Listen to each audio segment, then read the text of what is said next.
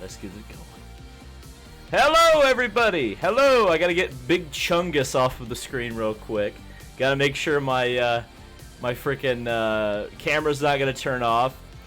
So yeah, we had Air Chungus tonight, and we can joke about it because of course Colton Herta is okay, but good lord, wow, what a night. Okay, so got a few people here to talk about this with. I think one of them's in the bathroom right now, but I'll introduce the first one anyway.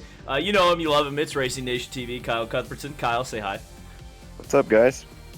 What'd you think of? Say a sentence about the race, Kyle, because this was crazy. Air Chungus. Air in one word? Just say something, or is one word? No, I said a sentence, not Oh. a phrase. Chungus go sky high. I don't. David Danica yacht in Monaco. I did see that. Have you seen the Danica O'Maze thing? Like, that was the thing like Star Wars was doing back when Star Wars was actually like popular, and they did the first two movies that people thought they liked and then they hated. But like, you can win a trip to go to next year's Monaco Grand Prix and hang out and get drunk with Danica on her yacht. Fun fact. Tara says loud, opposite of the NBC commentary. Oh, did I not turn off the music? Yeah, that's right. I didn't turn off the music. Sorry about that. You always do that. I always do that because like the audio thing on Streamlabs is always like way down. Yeah, NBC got to fix their audio. Okay, so God, where do we even begin? And here's the thing: we have to do this tomorrow. There's a race tomorrow, full length. So the last two IndyCar races, really the last three, because I thought the first Road America race wasn't horrible. It wasn't super exciting until the very end, but at least the last two have just been like, wow. Yeah, I mean, just so exciting. And so much of that excitement has come from Aero McLaren SP. And I guess that's where I'll start. Because there's so much, my God, there's so many things to talk about. Because we had a car go into the catch fence. We had a driver win from last place to first, which hasn't happened. I think Dixon did it a couple years ago. But before then, it was Buddy Lazier at Phoenix in 2000. And before that, I think it was Mike Mosley at Phoenix in 1982. I think those are the last couple of times it happened. I mean, wow. Okay, so I'll talk about Aero McLaren SP first, because they are very quickly becoming a powerhouse in this series. So if we look at the last four races actually, Oliver Askew was the fastest guy at Indianapolis for the GP. Obviously had some, didn't save his tires for the Fast Six, so he didn't qualify very well and then crashed in the race. But the pace was there, raw pace was there. Road America, Pato O'Ward was just on fire. Should have won the race. Another bad tire choice cost him that win. Then you get to Iowa, and the strategy was just absolutely banging for both of those drivers. And, you know, I thought Askew was just unbelievably fast, and he did such a good job at Texas, so I guess it shouldn't really be a surprise that he may be the better of the two oval drivers. And that's right. Steve says Mosley was at Milwaukee in 81. Sorry. Lazier was at Phoenix. Mosley was at Milwaukee. And Guerrero did it at Phoenix in 87, so that's what I was confusing it with. So, this is like the fifth time a driver's gone from last to first? You're forgetting Sebastian Bourdais at St. Petersburg in 2017? Come on, Dave. That's right. So it wasn't Dixon. Or was it Dixon? Did Dixon do it? Did it at Mid-Ohio a couple of years before. Hi, I'm Christopher DeHardy, IndyCar writer. David forgot to introduce me. Wow, David, you're such a gracious host. I thought you were on the crapper. I was trying to be polite. I had no permissions to speak in here until I got out and got back in. Oh, well, then Kyle lied to me. So Well, I had to change permissions after you speaking. I was in the restroom. I had to wash up because I accidentally, I ate it in the parking lot a little bit there and had to just wash up a little bit. But no, everything's good. But yeah, if you had asked me, one word about tonight's race, it's strategery, clearly. Wow, no kidding. Well, I couldn't believe that Sato Sato was like nowhere and has been pretty much nowhere the entire season. And suddenly he's leading by like 6 seconds over Penske. And I'm like, where the hell did he come from? And then I realized that he did it at Gateway last year. But it's like, how? Okay, so clearly tomorrow everybody's just going to pit at the earliest possible opportunity. Because the last 2 races, Road America and now here at Iowa, pitting early gets you so much track position. And you just got to think that. But then again, see, now I'm starting to think about it. From a strategy standpoint, if everybody pits early, it's then in your advantage to stay out, right? To get clean air. I don't know. Right. What do you think? I mean, am I going down the wrong? Am I going down a weird path? But then again, you don't really get clean air because you're always in traffic. I don't know. Tell that to Oliver Askew. Because that's the thing. He passed the whole field. When you pit early, it's easier to pass when you're on fresh tires, is what it seemed like to me. But if you just stay out, then you're never going to be in the clean air because it's such a tight track. Well, yeah. Well, it's true. Yeah. Because that's what we saw out of Pagano is when he pit about 10 laps earlier, he was on the fresh tires and he absolutely sailed past Newgarden early in the race. Right. And then once Newgarden and those guys came in, then Pagano was so far ahead on the clean tires that he was just able to get his lap back and make up a ton of spots. I don't even know what Sato had to do. See, I had notes and I literally wrote down that pit strategy is confusing, and then my brain was in a pretzel because well. Can you make any sense of it, Chris? The deal is Sato was one of the first cars that pitted. Yes. He was one of the. But then how did he make up so much time? Because he was like tires. He was like 18th, and then he wasn't. Yeah, literally, tires is what happened when you pit early like that, and the delta was so large as everyone was on the lower tires. I mean, the older tires, if you look at like Felix Rosenqvist, he was the last car that pitted in the early segment. I think he finished 2 laps down. Yeah. But then again, with this strategy, you're damned if you do, damned if you don't. Because if you look at the caution period and how much time you lose, like actually on pit road, you could go a lap and a half down very easily on pit road. If you get a caution that comes out at the wrong moment, it's bad for you. Yeah, Joseph Newgarden figured that out. Yeah, if you stay out, longer in the hopes that a caution saves you, you lose a lot of time on pit road. I think that's what Felix's strategy was in the early part of the race. Let's just keep going until there's a caution until we can't go anymore. Then of course, don't quote me on that. I don't know. I'm not privy to the engineering secrets of the Chip Ganassi racing team, but I think a lot of people wish they were. Yeah. If I had to make an educated guess, I would say that their strategy was let's stay out as long as we can, try and make this a 2-stop race. But then again, they lost so much time to the back marker, the people behind them that pitted. It ultimately proved not to be the correct call.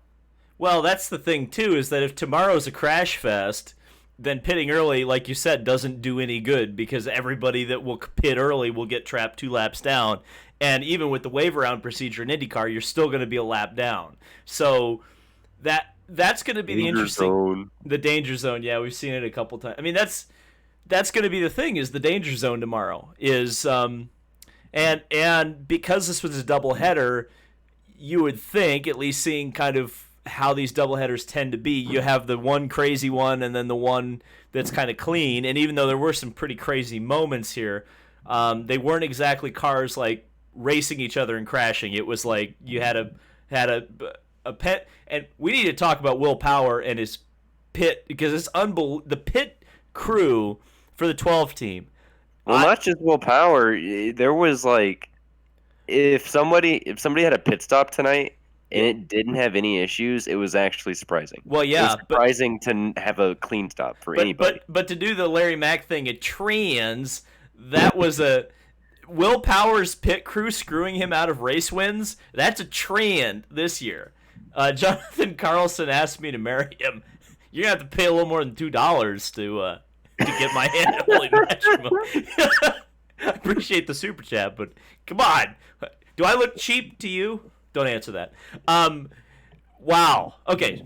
So what the hell is the Okay. So seriously, Will Power lost a wheel. When was the last time we saw a wheel come off at speed in an IndyCar race? I know it's happened in the pit lane before, but what was the last time somebody lost a wheel and had a crash in IndyCar, like Jeff What's Andretti. more amazing to me? What's more amazing to me is a Penske employee did that. Well, that's the thing that amazes me about the 12 car is that literally every race except for the one that he just like decided to crash like 3 times in like 2 laps at Road America. Oh, there goes the camera. They have screwed him out because they screwed up at Texas. They screwed up at Indianapolis. They screwed up at the first Road America race, lost the lead to Scott Dixon, and they screwed up here and caused a crash. So, I don't want to be too hard on it because those pit crew guys, man, I couldn't do their job, but God Almighty, like how has it been this bad for that team this year? I mean, is it just because Roger's up in the suites now? Is that what's going on? Darth Vader is a little farther away now, and you can't get away with it. But we did have a Penske win today, and one of like 50 bazillion things we still have to talk about today is that how did Simon Pagenaud win this race? Like, I think he was one of the first cars that pitted with Sato, and that helped him leapfrog many cars in the early part of the race. yes. And by leapfrogging so many cars early, that helped him out later on in the. Yeah, it did stand out to me when he was ahead of Newgarden and Power at the end of the first pit stop sequence. I mean, that was like, I mean, it kind of stood out to me the same way it stood out with Sato, where it's like, holy crap, like suddenly Simon's in this race, and that's just, it's so weird. Okay, Well, going out on fresh tires, like it was so obvious on how big of a game changer fresh tires were because you saw guys throughout. Once you got to halfway through this stint, everyone's pace kind of evened out and everyone was on a level pace. And then you'd see someone like late in the race, we saw Ray Hall actually unlap himself at the end because he actually came into the pits and got fresh tires, and he just kind of just came out of nowhere. So I think it was just insane early in the race, at the end of the first stint, to see Pagenaud just blow by those guys. dude, the Air Chungus meme is like becoming a thing, and it's scaring me. Yeah, send me Air Chungus memes on Twitter. I don't know. We need Air Chungus. Yeah, we need Air Chungus memes. Air Chungus. Don't tag Colton in it yet, though. Don't. I don't think he needs to see that yet. Don't tag him. Let him just find it over time. Taras says, breaking, Penske sells IndyCar so he can have more time to discipline his pit crews. Have you guys seen, so like I'm like picturing like Empire Strikes Back where like Vader, well that's the thing though, like Penske would be like Vader in Empire Strikes Back, he just choke him through the TV, it'd be like Admiral Ozzel came out too, or Admiral Ozzel, you did not attach willpowers a bit a wheel, I'm going to choke you with the force. I will say this: it did seem kind of weird that like how his car just understeered out like that towards the wall before that crash. But first of all, notice how late that caution came in the race there. I mean, you had just the one practice session, then you had just a quick qualifying, and they went almost, what was it, almost more than, I think it was more than half the race before the first caution came out. So everyone was very clean the first half of the race, so definitely a good job by everybody for doing that. Well, Will Power's pit crew guy doesn't try and change the lug nut and make a wing adjustment at the same time with one hand, then that caution doesn't come out, and it probably goes caution free. I thought. Well, that was the thing too. Wasn't that kind of a similar situation to what we saw at Road America? The first race at Road America, this is kind of the doubleheader trend, is we're kind of talking about, is that I think the first yellow was for Jack Harvey's brake failure, right? Am I remembering that correctly? Yeah. That was where it was. Yeah. So that's a race that probably would have gone caution free too. You had obviously you've had the first race, so that's why I think tomorrow's race is going to be really crazy. It'll be a lot like Road America second race, where there's going to be a lot of cars running into each other. I already thought that in general, though, because obviously the first day you kind of try and keep the car clean because, obviously you can wreck cars from day one, but it's just not, you got literally have like 24 hours to fix it. Mechanics that much of a overnight to. Yeah, I mean already without fixing the car, it's going to be a long night because got to think this race ended at like, what was it, like 10:30, 10:45, and you know those guys are going to be up late tonight. What trying to time? figure out What they're time gonna is do. the practice session? Do we know that? Is there a practice tomorrow? Yeah. There is, but They were talking about it on the post race. They said there's an hour-long practice session, but I don't know when Yeah, it's supposed to be. 3:30. There's a practice session. I mean, they So got they- enough. I mean, outside of the guy, I mean, obviously, when you fire a car into the catch fence, that's going to be a little bit more of a lengthy repair. Yeah. Did we have a really good look at the side of VK's Aeroscreen that got hit? Because when it was on the wrecker on the TV, it was on the other side from where it That's got. actually a good question. Because in his interview he said it was crushed on that Yeah. side. I didn't notice that it was crushed when I saw the footage of him like in the car and the safety team were at him, because when you saw VK in the car, you were looking at it from the right hand side, and I didn't notice like massive damage to the Aeroscreen. Now then again, I wasn't looking at the Aeroscreen specifically or for the Aeroscreen. I was looking at VK in the car to make sure that he was actually moving around and that he was okay. Sure. Well, I did see that that Herta took the camera pod off of VK's car. Yeah. But I mean, that was just the thing. I guess we should talk about the freaking Air Chungus. Here, I'll try to get the video. Air Chungus. I'll try to You get have to show the video for anybody. I have to show the video. Well, see, should I show that video that I got sent on Twitter from the stands? Did you see that? Yeah, that was crazy. That was crazy. And you know what? Here's the thing about it was Noah Richardson. There's your shout out. Here, let's see if I can. I don't want to just download his video. Let me see if I can get it up here on the thing. But credit to Noah, he actually held his phone hamburger style, and he didn't like immediately drop the phone as soon as the car got in the air. It's some of the best fan footage of a crash like that I've seen. Like even like the have you guys seen the fan footage of the oh god, what was it? The 2002 Surfer Start?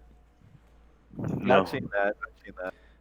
Yeah, that's the other kind of like they actually held it straight and they got a better shot than the TV got. Obviously, the TV got a pretty good shot of it. Well, I'll just download it. Actually, no. Air Chungus. Yeah, here's. God, I hate having to do this because it takes so long. Never mind, that's not how I do it. I think if I do a desktop capture, is that it? Yeah. I think it's. See the window. So while you're getting that up, why Yeah. did IndyCar wave the start off, or the restart off? Award jumped it, possibly.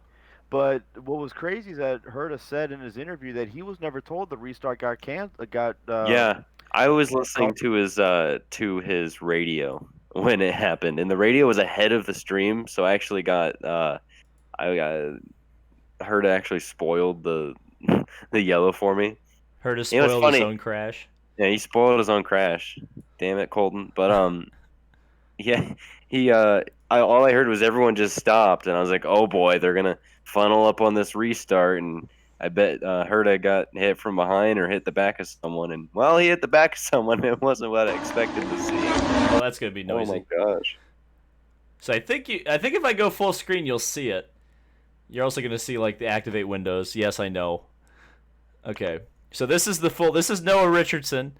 I'll put his Twitter up on the screen so you can go follow him, because I think you should follow him for this banging content. I'll try to get the NBC actual feed as well, but I think fan footage is always interesting to see. It's a little hard to... Wow, man. I've seen a car that close get launched once. It was Mike Conway. Here you go. Noah Richardson. Go follow him. He's only got 75 followers. Can we get him to 100 followers at least for that banging content? But it is really like that fast when you see Gosh. yeah when you see a car get launched like that. Conway's crash in 2010 happened right in front of me, and it looked. You should follow this. Do you have the sound on it at all? I turned it down. The sound of this fan video too is just insane. Because it's like you just hear everyone slowing down, and then you just hear it's insane. Well, that's every time a car gets launched, like the driver's foot goes straight to the floor. It's like without fail. It always happens that way. Well, because it was wild. Because it's like every other car was like slowing down, and all you heard was the fence in the car. It was just weird. I'm glad I was looking. I was actually looking at my phone when this happened, so I only saw like the car land. I didn't see it get up in the fence.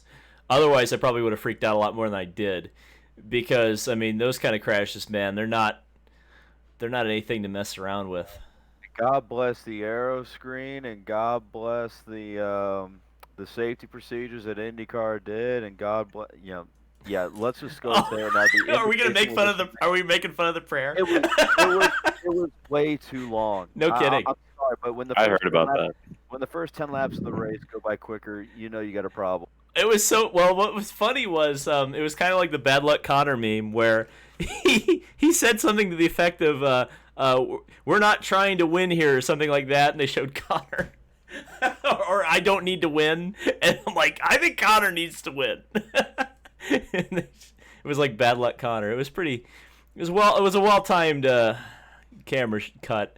So I don't know why NBC decided to post this with like a freaking like the subtitles on it, closed caption. Can I turn that off? No, I can't. So there might be closed captions on this. I guess we'll be inclusive. Let's see what the chat's saying real quick. I haven't missed any super chats, have I?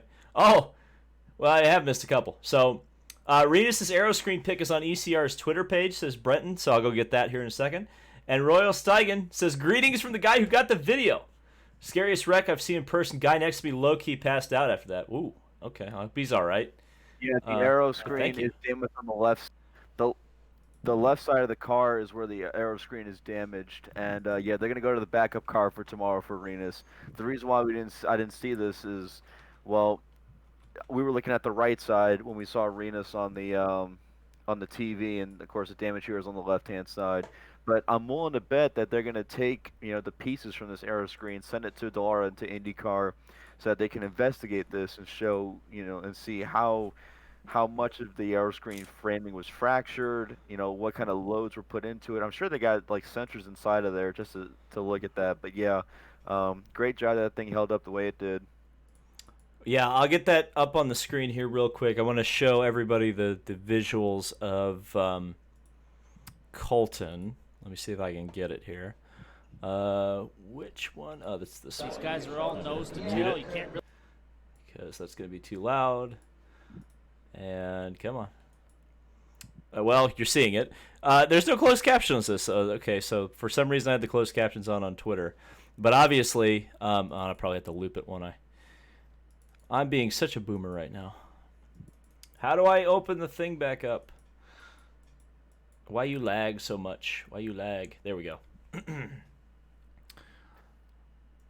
Yeah, you never like to see a crash like this. Unfortunately, it's part of the game with these open wheel cars, but it's just so insane how high up in the air you got. Yeah, that's the thing that I was kind of looking at was it's kind of weird how the car floated in the air like that. Yeah. Well, another thing we should bring up too is I don't know why this is being so laggy. So Colton's car did not get into the catch fencing. One reason for that, if you look at the design, the actual physical design of Iowa Speedway, the fence usually would be behind a concrete wall. At Iowa Speedway, there is no concrete wall. The striper barrier is literally the outside wall for the track. There is no concrete wall out there. So the catch fence is a bit more behind the safer barrier than what it normally would be. And any other racetrack, at any other oval, I'm willing to bet that Colton's car would have spun quite a bit because the gearbox would have gotten caught up in the catch fencing. But because of the actual design of Iowa Speedway itself, that did not happen. Well, that's the great thing about Iowa Speedway is isn't it still the most recently designed oval track in the country? That I don't know. I think it is. It's 2007, right? Yeah, 2007 was the first race that IndyCar had there. So it would have been built around 2006, but I'm drawing a blank of a track that's newer in this country as an oval than Iowa. At least as an oval, yeah. So it's probably one of the safest tracks from a design standpoint. I mean, I think I've always thought that Iowa, because Iowa actually has, like you said, safer barriers around the entire facility. The entire wall is a safer barrier. There is no concrete behind it. And I know it'd be a huge cost, but I would love to see tracks like Pocono adopt something like this, because I think I mean, as you can see, it's just way safer. All right, let me go try to get that photo of Renus's Aeroscreen. There's not as much damage as you would think, but I'm telling you, there's a big gash right where the driver's head would be. And from that perspective, I mean, I don't want to be one of those guys, because I think there was a lot of hyperbole when the Halo first came around and everybody was screaming every time, the Halo got even remotely touched, was like, oh, Halo saved Leclerc. But I mean, there's some pretty heavy evidence that would suggest that if anything, Renus VK probably would have had some sort of impact. I mean, you can see it in that footage right there. Oh yeah, the left rear tire, man. Well, the nose is the thing I'm looking at, because the nose is pointed right at his head. Yeah. Why isn't it letting me add another source here? Come on. I don't know why Streamlabs is being so laggy. There's been a couple of super chats. Oh, I am so sorry, everybody. I've been paying attention to other things.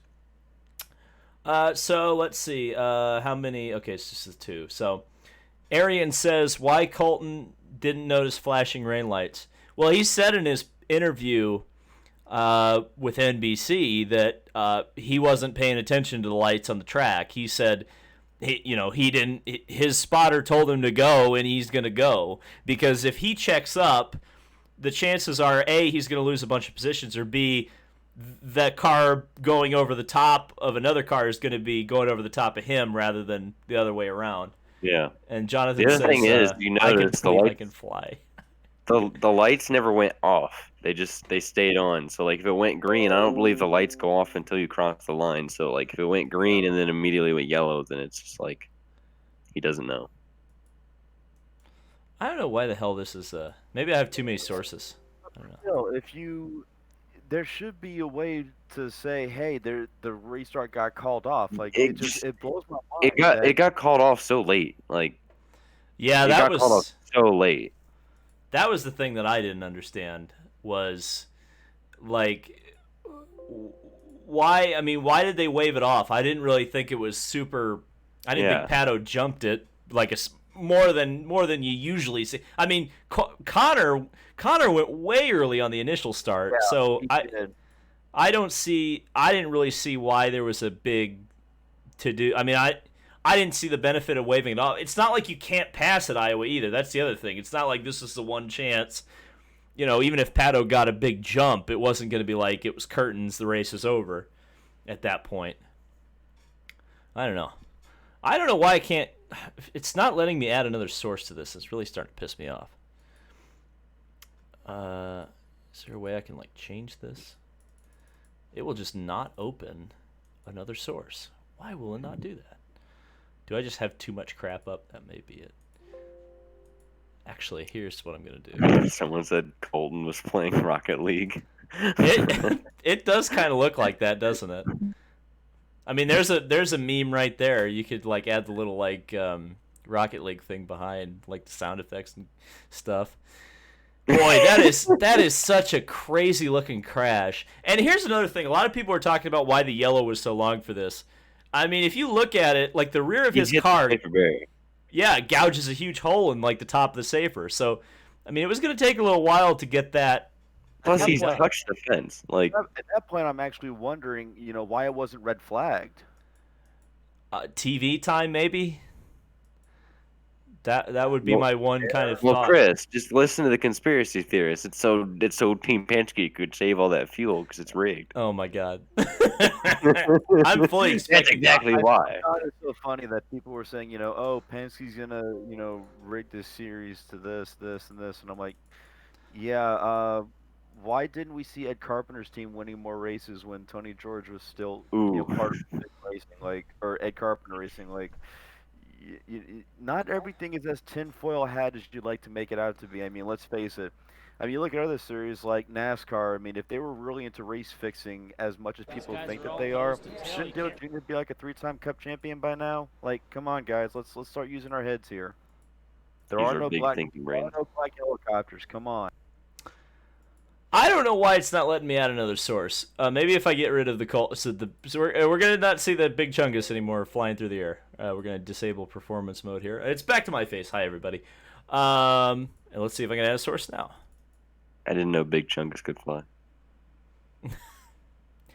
I don't know. So I go over to my Twitter, dland91. It should be linked in the description, and I just retweeted it. I'll try to figure out a way I can get this up on the screen because it is pretty incredible to see. Quite a bit of damage, actually. I can't. I mean, one way or the other. And I saw Elite Fight, I think, send a super chat, which says, "Don't forget Marcus Ericsson was saved by debris from flying debris." I don't know if that was headed for his head, but at the same time. It was close enough. Like, I mean, it was like the Will Power incident where you saw a tire flying over the halo. It's like, well, I'm glad it's there, even if it didn't. Even if under normal circumstances it would have hit him. So I actually have the race results, the official race results PDF, or the unofficial results, technically speaking. Yeah, we haven't prayed to the tech caution, gods yet. according to the caution summary, the green flag never officially came out. Yeah, because they waved it off, right? They just didn't wave the green flag, but obviously somebody, meaning Colton's spotters, just said, "Hey, go," and it's just a mistake, unfortunately. Again, the good thing is that nobody got hurt. No one got hurt. Had no injuries to speak of from that incident, so everyone was all right. That's the number one cause of concern. Okay, Here's why I love Big Chungus.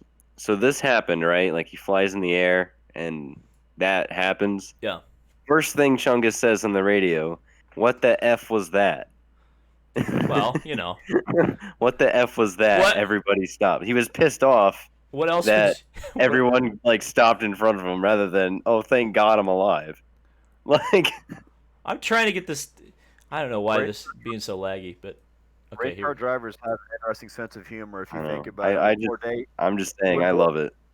When Bourdais hit the wall at Indy in his qualifying run in 2017, the first thing he said on the radio was, "Well, that's that." Oh. Race car drivers, interesting personality. Okay, so here is the damage. I finally got it up on screen. So the important part obviously is what I've got highlighted there, which is the halo structure, which is just sitting behind the driver's head, and in fact, the part to the, I guess it would be your left, is the part that protects the driver's head, and so that took a pretty big hit, and I believe that hit was almost certainly from the nose of Colton Herta's car. Again, it's kind of hard to say 100% that was why, but looking at the video footage, that would kind of be my estimation. Again, I mean, we do need to talk about Oliver Askew's podium. We'll be doing that here in just a second because I think that is another one of the really big stories, and actually one of the big stories of the season outside of Scott Dixon is the fact that the Road to Indy guys are doing so well. But okay, Peanut Gallery. Do we have any more concerns about the Aeroscreen, or do you think this was the test? Well, we were talking. The IndyCar did a new air ram scoop for cooling purposes, but a couple of drivers after the race said it actually blew quite a bit of sand into the cockpit as well. But they appreciated the efforts that IndyCar was going. How did they put sand in the cockpit? Dirty track. Yeah, if you get a dirty track like with marbles and whatever, it can happen. I mean, if you look at Fontana back when they had the race at night, several cars. Yeah, that's why I said we're not a Fontana.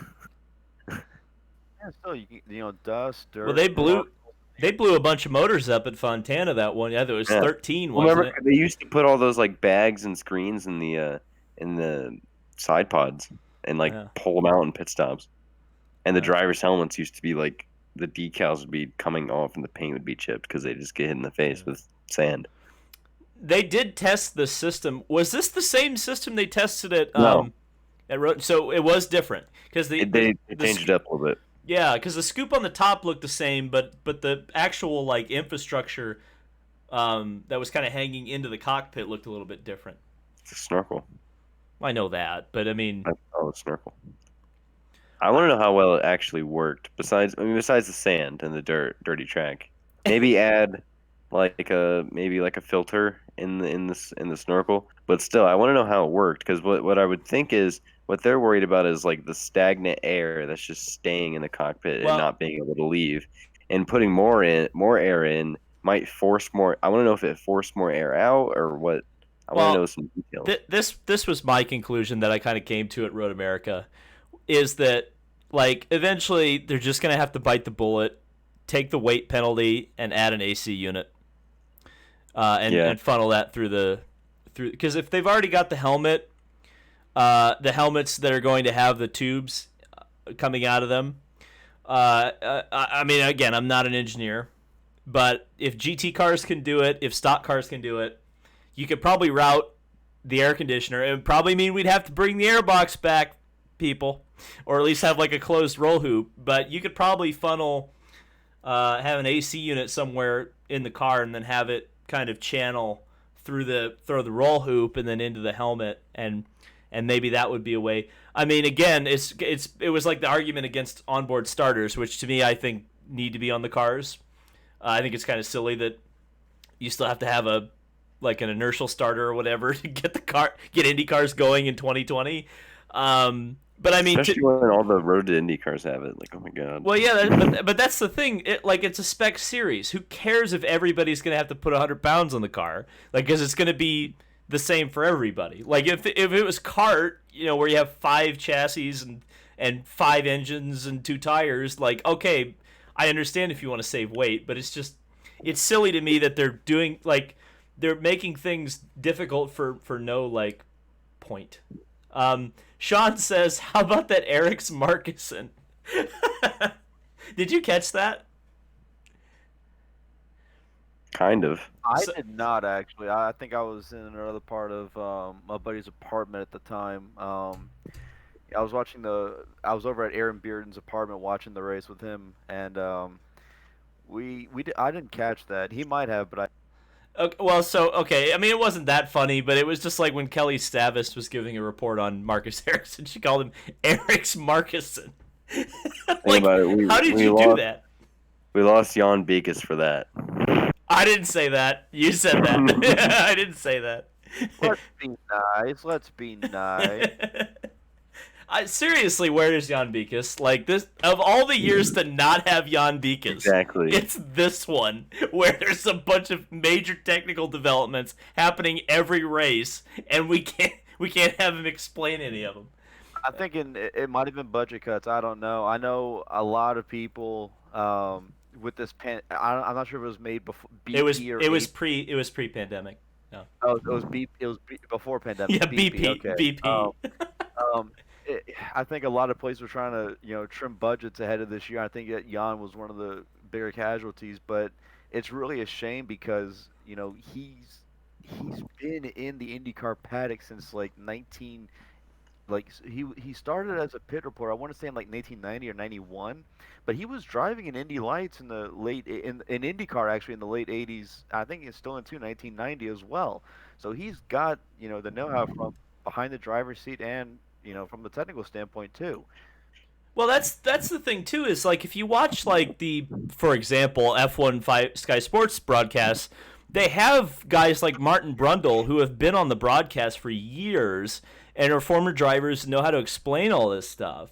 And also from a broadcasting standpoint, like you have all these guys. I mean, NASCAR is the same way, where you have kind of some of the gearheads and technical guys who can kind of explain some of this stuff. And it's just weird to me that they got rid of all the IndyCar guys. They got rid of Beekus, and they essentially have gotten rid of Kevin Lee as well. It's just really weird to me that the guys that could explain this stuff a little bit better. And again, nothing against Stavist or Snyder or certainly not Dylan Welch. I think Dylan's probably closer to an IndyCar guy than the other ones. But it's just something that I think an IndyCar audience wants a little bit more techno babble. Like they want a Jan Beekus because, I mean, if you're playing, because I'm guessing this race probably didn't get a great TV rating, even though they obviously had the big crash, which probably brought in a bunch of the NASCAR audience. I think if you're playing to 300,000 people or whatever on NBCSN, why not have Jan Beekus and just have it be a hardcore broadcast? Yeah, 100%. I don't know. So I guess one of the good lord, we got some wind tunnel action going. This is wind tunnel with David Land. No. Hardy, are you like blowing something? Are you blowing in the mic or something? No, I actually have push talking. Okay, maybe it was Kyle. Kyle, stop running your air conditioner right in the mic. Okay, I didn't know if that was what it was, but well, if the audio is bad, I am not in my normal location. I am watching my brother's dog, so I'm on an Xbox headset. So. Oh, is that why it sounds like you're eating your mic? I don't know if that's coming across on the stream, but I apologize if it is. Okay, so I do want to talk about. I guess we should talk about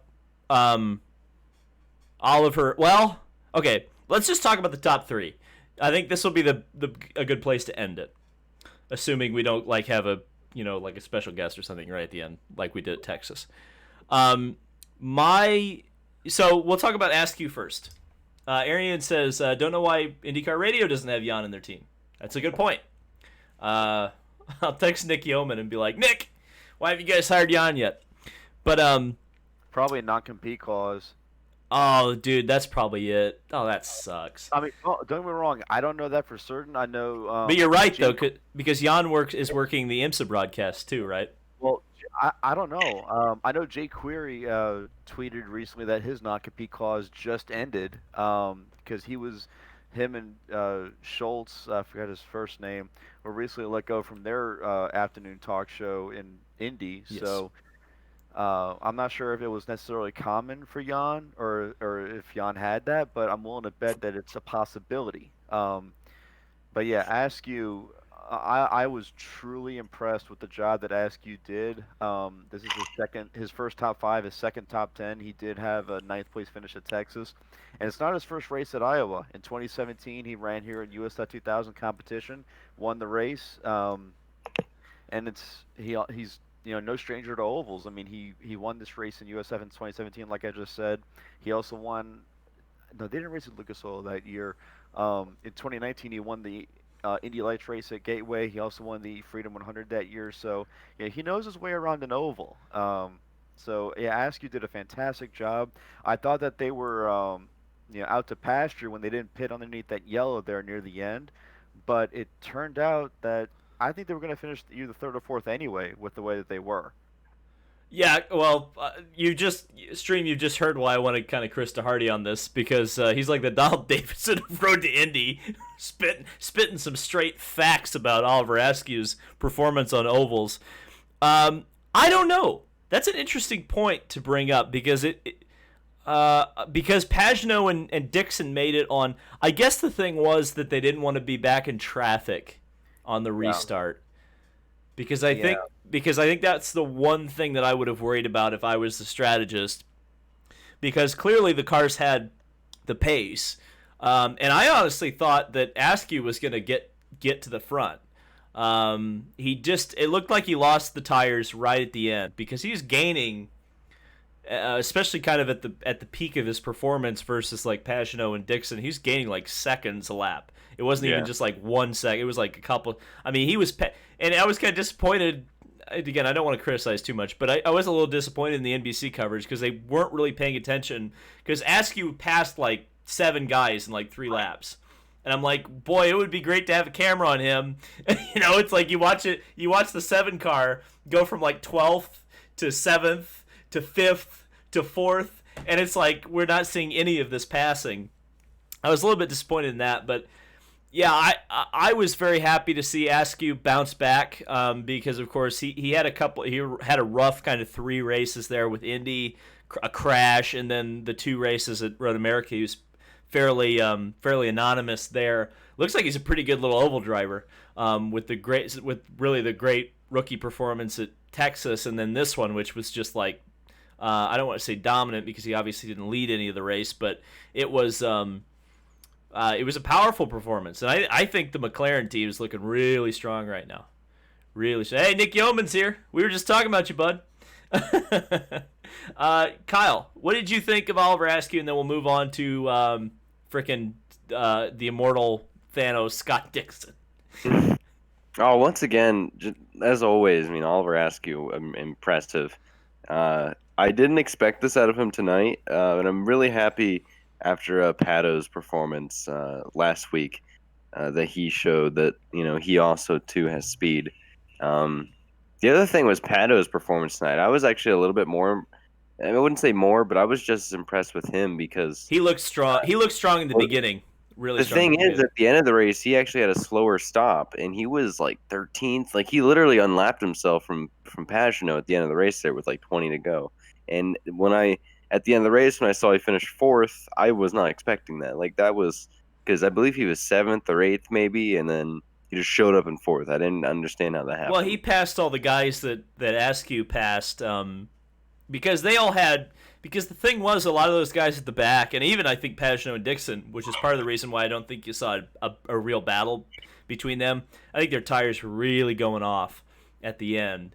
But I will say this, in the final stint, I thought Askew was faster than Pato because he was going to pass him. Yeah. And then he just, Pato wasn't that far behind Askew after that bad pit stop. But Askew was way ahead of him by the checkered flag. So that's kind of how I judged it. Also, I need to say something for him since he isn't here because I know Braden would bring it up. But how about Jack Harvey in 7th? Yeah, and this is the first time he's been at this track, or the Meyer Shank team has been at this track anyway. Yeah, because they were struggling. They were in the back in practice and qualifying, I believe, just like they were in Texas on the other oval. And then they had themselves in 5th at that final restart, and they ended up 7th. Harvey actually started 9th. So did he really? Yeah, Harvey started 9th. Yeah. He was. I thought he was in the back of the pack Rahal clan. That's next race. That's the second race. Oh, okay. I was okay. Yeah. But still, it's weird. In practice, they were in the back of the pack Rahal clan. Well, did you see that Graham really found something at the end of the race? He did. Yeah. He did. I thought that was impressive. It was like because they ran literally last place at the beginning of the race, and then as the race went on, they just progressively got better and better and better. Yeah. So I guess Scott Dixon, I'll just say something really brief. Like, the guy has a horseshoe up his ass, golden horseshoe, because how? The guy got lapped, like legitimately lapped. It wasn't even a pit stop sequence, and he still finished second. This man is gonna. I mean, how is he not gonna win this championship? This should have been a horrible day for Scott Dixon. This always happens. He finished second. Okay, that's all I had to say. Go on, Kyle and Chris. Talk about Dixon. It's amazing that Dixon's never won at this track. He might do it tomorrow. He very well might. This is his second. I believe it's his second place finish at Iowa. Didn't he finish second last year too? That was like the first time he. Yeah. It's still mind blowing that there's still tracks that Dixon hasn't won at. But what tracks has he not won at? Coda, Barber, right? And he hasn't won at Barber, Iowa. He's finished like second at Barber like 4 times or whatever. It was more. It was like 5 years in a row, wasn't it, or something like that? It was crazy. Like second or third, I think it was. That's right. There was a third in there. Yeah, because Rahal in 15. The David Hobbs, you gotta push it, son. That was an awesome race. Sorry, I got sidetracked. Barber 16 was awesome. Sorry. Iowa's the one track where both Dixon and Will Power have not won it. Has Dixon won at Gateway? No, that's one of them. Yeah. Yeah, I don't think so. Yeah. Will Power also hasn't won at Mid-Ohio and Gateway. I believe those are his. But to be fair, a lot of drivers haven't won at Mid-Ohio, especially when you have Scott Dixon in the. Yeah. Didn't Robin Miller call Mid-Ohio Scott Dixon's annual benefit or something like that? Yeah. Yeah. Something like that. Yeah. Dude, I still can't believe he won it last season. Oh my gosh.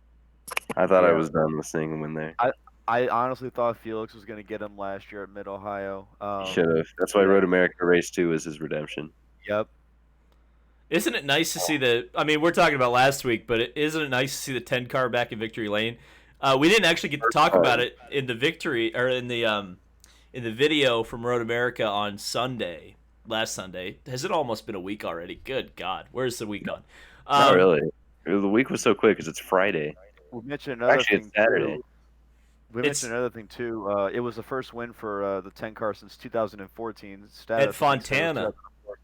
Yeah, I think someone did a typo in Stavis's notes because she said 2004. So I'm not sure if they corrected that or not. But yeah, it was probably just a typo in notes. Yeah, it would have been Fontana in 14. We were talking all sorts of stats because the other thing we were talking about was when was the last time Aero McLaren SP won a race on a road course, and I think we got to New Orleans of 15. Long Beach in that's right. I think That's right. Yeah, and then of course we don't talk about New Orleans. No, no, that's right. We got a native New Orleans person in here right now. But the last McLaren win, I guess, Schmidt win was Iowa last 2 years ago, right? Yeah, it was Hinchcliffe just after he failed to qualify for the 5. Yes, and that was a late race pass because he got around Newgarden very late in the race after Newgarden just dominated that race, and then there was a caution with about 6 laps to go or 7 laps to go, and they tried to get the track cleaned up and they couldn't, and they had to finish under yellow. And that was a race that I think another one of those races that coulda, woulda, shoulda for Robert Wickens, if I remember correctly, right? Yeah, he would have had he would have had a podium in that race had they not pitted him at the last second there because he lost like 2 or 3 spots. Yes, yeah. Man. So I guess we'll finish by talking about the winner, Simon Pagenaud, who I thought was having a bad season, and I think he still is technically. But talk about the Golden Horseshoe. Here's another driver who's got one. The fact that he didn't even get a qualifying attempt in, and very similarly to Indianapolis this year, the GP, started at the back, got to second at the GP, started at the back here, won the race. Again, it's happened a few times in recent years. Like we said, Sebastian Bourdais a couple years ago, Scott Dixon a couple years before that, then Buddy Lazier, Mike Mosley. I think those are like the 4 times, and Roberto Guerrero. So this is the 6th time it's happened in IndyCar racing, I think, where a driver has won from last place. Just to put that into perspective of what a unique night we have seen tonight. It's not something that happens all the time, and it's something that's and I think he did it legitimately too. You know, there wasn't a whole. I mean, there was some strategy there, but ultimately the strategy played itself out the way it did because Simon had the pace to pull it off. So I think Simon has kind of established himself, especially with Herta having a bad points day, getting out airborne and whatnot. I think Simon's really established himself as the guy who may be the guy who challenges Scott Dixon down the stretch, especially because Simon, in my opinion, I think is a way better chance to win the Indianapolis 500 this year. Double points at that race to think about as well. And then the other thing to think about, Chevrolet, oval tracks. I think they're the strongest package once again. You saw the teams that were the fastest pace-wise came from Penske, Carlin, and McLaren. All 3 Chevy teams. So that's just something to think about going forward. I guess we'll go to Chris, and then we'll finish up with Kyle, and then we'll finish up this stream, let you guys go to bed, and then we'll do it all again tomorrow. Well, the cartoon anvil shirt that Marshall Pruitt had on did not work for Andretti Autosport for at least one half of the team. Zach and Marco both having clutch failures. Marco, of course, this is the second track that he's won at. So obviously not really a good luck, good time for him. Tony Kanaan had an issue with breaking a suspension piece when he hit the wall, but he was able to keep going. Actually finished 37 laps down in 18th place here. I'm kind of interested to see what happened to Charlie Kimball because he finished 5 laps down in 17th place. I'm not sure if the strategy was off or if they had another issue in the AJ Foyt car, but it was good that they at least got him to the finish there. Hey, good job for Alex Palou as well, or Pelot. Pelot, like Hello. hello, Pelot. There you go. All right, good for him for finishing 11th. This is not an easy track for a rookie to get to, so good job for him as well. Kyle. Yeah. Oh no! I don't understand. Oh my God. We got some memes. We got some spicy memes. I'm gonna show those on the stream here in just a second. Go on, Kyle. I gotta save these memes though. I understand how you say Pagano's had a bad. I saw that tweet earlier. When the man has finished second at Texas, third at the GP, and he had one bad weekend of 12th and 13th, which is not that bad, at Road America, and then won tonight. He's qualified bad, but like, come on, he's second in points, and he's having a bad season. What about it? I'm sorry. I'm laughing at this meme. Hold on. But anyway, the other thing I was gonna say. Let's real quick. Shout out to Alexander Rossi for finishing in 6th place because he did an amazing job Yeah. there, getting up in the point standings. He's rising in the points. I like that. The results I believe are now officially confirmed as. So Pagano officially won the race, right? Okay. Yeah, that's what I'm seeing right here. And Chris pointed out the thing that I was going to point out, because I was going at him on Twitter because I was like, I'm so confused. Just the implosion of Andretti Autosport tonight. I mean, oh my gosh, Hunter Ray was kind of So, Rossi and Herta was fast. Herta was the one that was fast. okay, I got a question Herta was about fast. I had a question about Hunter Ray. There was a mention that he had a bad outlap or something. Like, what the hell was that all about? And that was why he Yeah, like, that lost- was one thing. So that was another thing in the race. First pit stop, I believe it was first pit stops. When Herta made his first stop, because I was paying attention to Herta early in the race because I was interested in him. They pit with everybody else. They literally pit the same time as Newgarden. The stop might have been kind of slow, and even Nathan Brown kind of commented on this on Twitter because that was at the same time that the clutch issues for Marco and Veach were coming, and I was like, maybe he was slow exiting the pit. I don't know, but literally hit Hunter Ray the same issue and Herta, where it's like they pit at the same time as the leaders, and the stop wasn't that slow, and they still lost like 8 to 10 spots. Like, it was ridiculous. Do you see the meme? For no reason. Yeah, I see that. Oh my god. that's dank. That's Even our good, the Big Chungus Racing. Oh my god. That's our good pal Liam Stegall. He made the Thanos the Thanos Oh Dixon. my god. He's a Photoshop god. Oh my god. That is a spicy meme. Oh yeah. God almighty. Oh, Okay. I did see a super chat that says we need to sell Hello Pelot shirts. I feel like I should defer to Alex Pelot to sell that shirt. But if you know, I mean, if anybody, I guess I could DM him and be like, you should sell these shirts. But yeah, I would feel weird selling a shirt with a guy's full last name on it that wasn't mine or wasn't already a meme like Fred Nando Alonso. The Big Chungus Racing. I kind of want that as a PNG. That's a really that would be a good helmet logo. Oh, that's some good Well, stuff. for Colton, I mean, Big Chungus himself is already a good helmet logo. I know. You know what? Again, I think that the big takeaway to me is that we can make some jokes because, damn, I hate it when I see cars. Whoop, my camera's off. But yeah, man, I'm glad that Colton's okay. I'm glad that Renus is okay because I think maybe Renus was probably in a little bit more trouble potentially from that.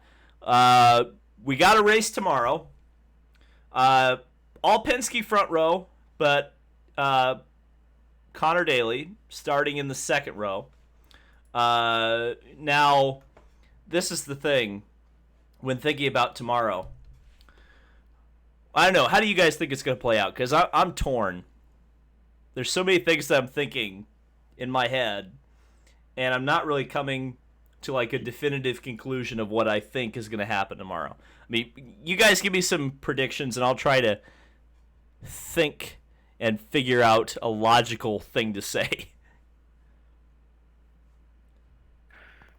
That's the problem. You got a lot of unpredictability. I mean, you got all three guys started way near the back of the field. In fact, Pat at the very back and won.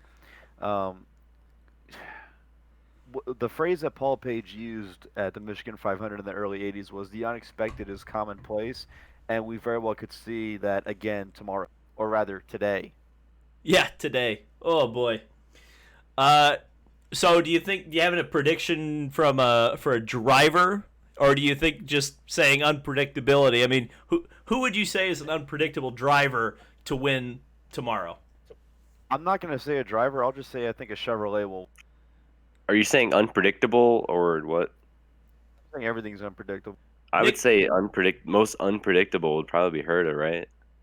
I mean, because he's still starting fifth. He's starting in third row. I don't know if that would be. I mean, and he was fast today, so I wouldn't say unpredictable as in you flew through the air the night before and you win. And he's in a Honda, which Nick Yeoman Yeah. points out that he thinks it's Penske versus McLaren tomorrow, which I would say, yeah, that's probably going to be right.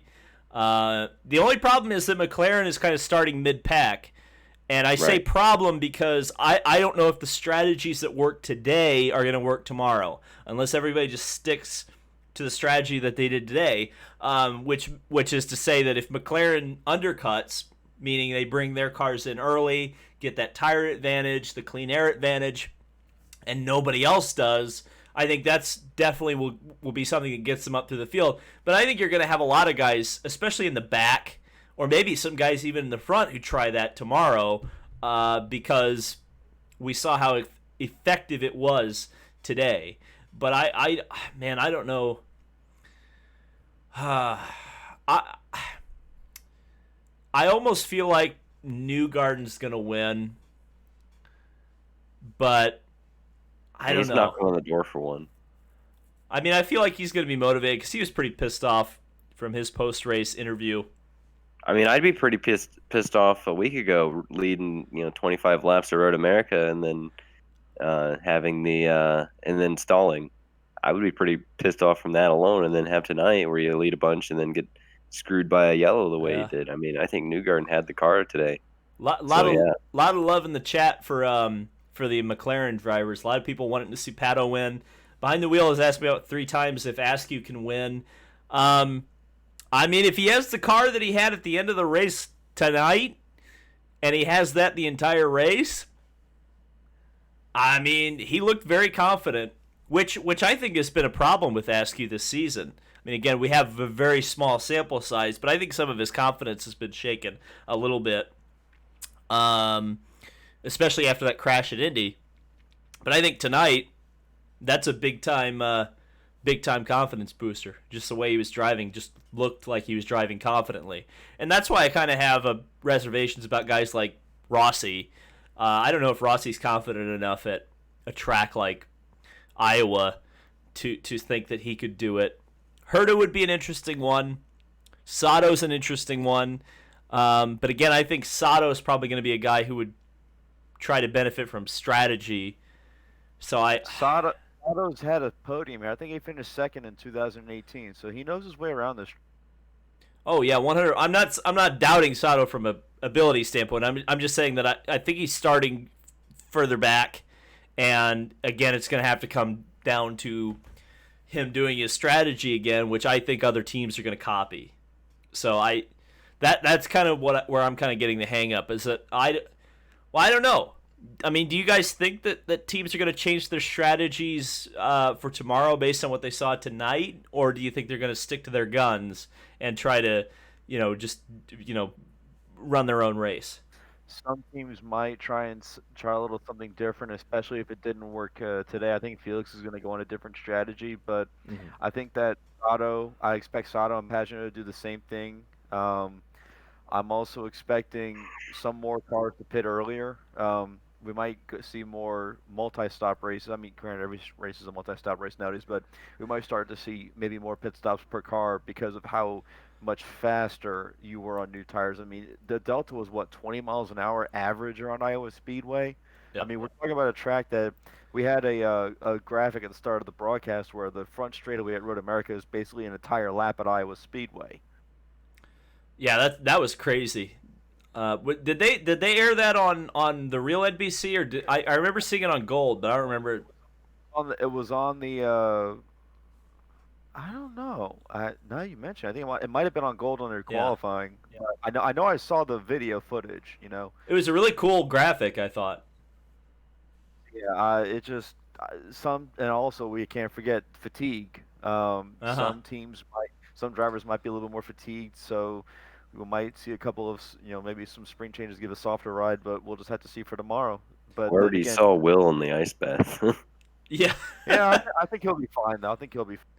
Well, that's the thing too, and that's a very interesting point to bring up.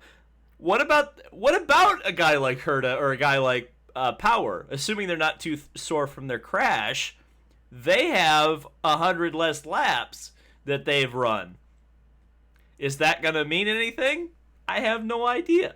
But it's an interesting point to bring up. I don't know. Yeah, but then again, given how fast these laps go off, I mean, 100 laps, I mean, you're talking about maybe, 30 minutes? True. But I guess I would say that if everybody hits their performance, like physical performance peak with 30 minutes to go in the race, and a guy like Herta or a guy like Power has 30 minutes of runtime that they didn't do yesterday, maybe it means something. I don't know. I think it's going to be exciting. I think that's the big key. It's going to be an exciting race. It's going to be unpredictable, even though I think it'll be a little more predictable from a strategy standpoint than it was today. But I think from the perspective of action, I think you're going to see more, because I think the guys are going to be more willing to hang it on the line because they're not going to have to worry about crashing the car and having it ready to go for the next day. They'll have a week to get things ready. Or 2 weeks. Is it 2 weeks to Mid-Ohio? Right? I believe it's 2. 3. 3 weeks to Mid-Ohio. Never mind. So they have a little bit of a break coming up. So that means they can, slam the car into the wall and not have anything, and not have to worry about overworking the crew. So, I mean, that to me is what I'm going to expect for tomorrow. A little bit more crazy. I guess I'll make a I'll say I'm gonna stick with Newgarden as my pick to win tomorrow. I know DeHardy said a Chevy. Can I nail you down on a Chevy? Come on. I'll tell you what. You can nail me down on a Chevy if I nail everybody down on picking a first-time winner for tomorrow. Ooh. I'd probably pick Pato. As fast as Askew looked today, I feel like Pato has just gotten the better strategy. And so if it comes down to strategy and it's the two McLaren cars, I think Pato will get the better strategy and Pato would be more likely to win. I think if it's raw pace, I think maybe Askew. I mean, if the McLaren cars are legit threats tomorrow, it's Askew. But if it's strategy, it's Pato. That's my opinion. I'll say Oliver for the first time winner. I'll say Newgarden for the Chevy. No faith in Conor. He finished ninth. What did he finish? Ninth or something like that. I think at the start of the race, the pace was there, but I think closer to the end, he didn't have like that extra little oomph they got him that would get him a top 5 finish. But I think he will be strong. I think Conor could be good for a top 5. Okay. All I'll Kyle? say is all I want for my birthday is a Big Chungus or Oliver Askew victory. Not Rahal? That would work, but I just don't think he has the pace. It's interesting. It's interesting. Okay, guys. Thanks, everyone in the chat, for... Oh, my camera came off. My camera thinks it's time for us to end. Thanks for everybody in the chat. I think we had, like, mostly 300 people most of the time, which is great for a Friday night at 1 in the morning on a race that took place on NBC Sports Network, because that means not as many people watched it. So, yeah, thanks for coming on. Leave a like on this video if you enjoyed it. I hope you did. And we'll be back here tomorrow night to talk about the second race at Iowa. Hopefully it's exciting. And even if it isn't, we'll still be here to talk about it. Thank you guys, and we'll see you in the next video.